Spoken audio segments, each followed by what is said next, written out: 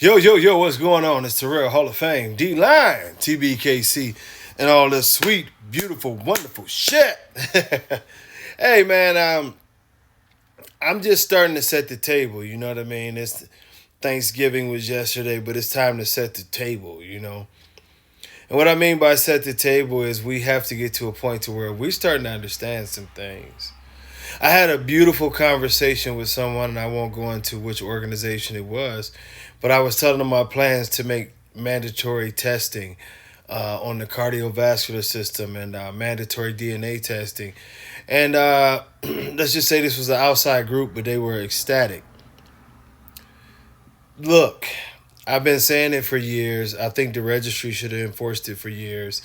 But if you are selling dogs and you are not getting proper health testing done. And I mean that could be as simple as your veterinarian giving the mother and the father a physical and saying, yeah, the heart is good, the lungs are good, everything's good, this dog is ready to go.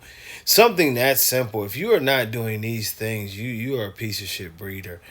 And with us, we are going to have, I told y'all, you're going to have to go send us the form in for your cardiovascular testing that you are approved.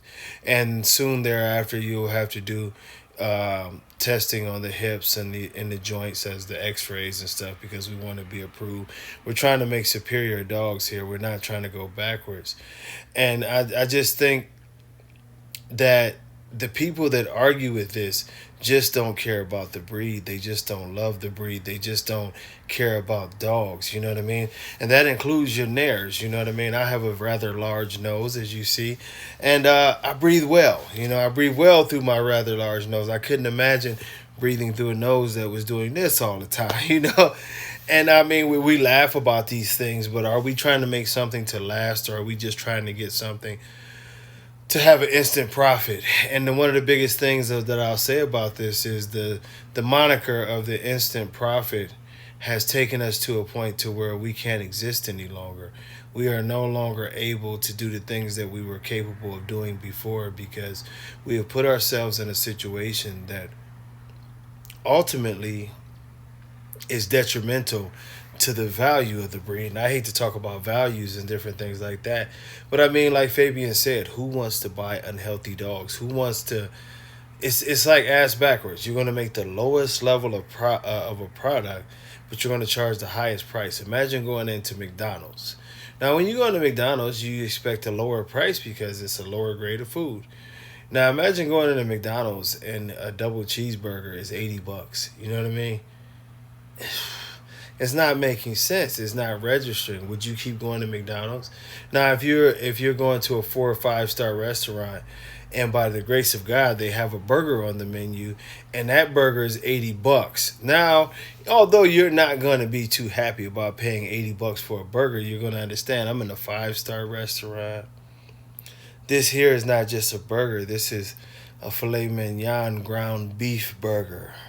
You know what I mean? And this thing has the sauteed mushrooms made by a top-notch chef and the whole nine. And I'm getting an experience here for my $80. And although you still are paying $80 for a burger, you're feeling like, a little more accomplished. If me and the missus go to a dinner and the dinner comes up to 200, 300, I've even seen that $500 bill. You don't feel so bad when you're in a high falutin type place. That everything's nice, the meal is nice. You would feel like shit if you were at McDonald's sitting at the kids' place watching the kids bounce up and down and you're eating this sweet ketchup burger and the bill was $500. This is what the American bully community is doing. We are giving people dogs that have no certification, have no validation, have nothing to say that they're a high quality product besides our own advertisements and a registry that's willing to give any dog a title. You know what I mean? And then we put a premium price tag on it. Puppies 7,500, puppies 5,000, puppies 10,000, puppies 50,000, 60,000. And I mean, where does it end? Fabian of Remy Line fame said it best that If you keep on selling people a bad product at a premium price, the whole market's going to die, because eventually people catch up and they're like, I can't keep doing this. And with all that being said, we have to get better. We have to do better. You know what I mean? We have to do better at stepping the bar up, because right now we want to be able to compete with the other breeds. We're far away from competing with the other breeds. My plan is within the next 2 years to get an elite group of an American Bully that we will be able to compete against some of the AKC, UKC, and registries around the world that have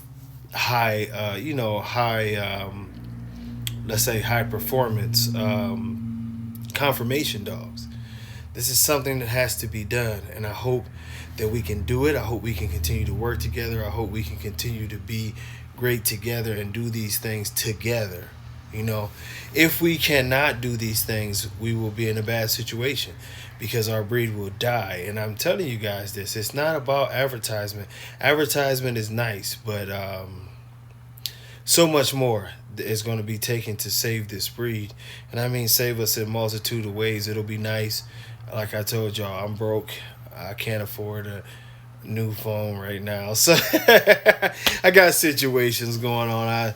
$1,200 for an iPhone right now just is not looking good with the amount of kids that I have. So I'm doing priorities, but soon enough I'll get another iPhone. We're gonna start going live, and doing what I do, man. But I'm just telling y'all, stick to the script, get this breed back on par, and let's see if we can make the American Bully great again. Peace.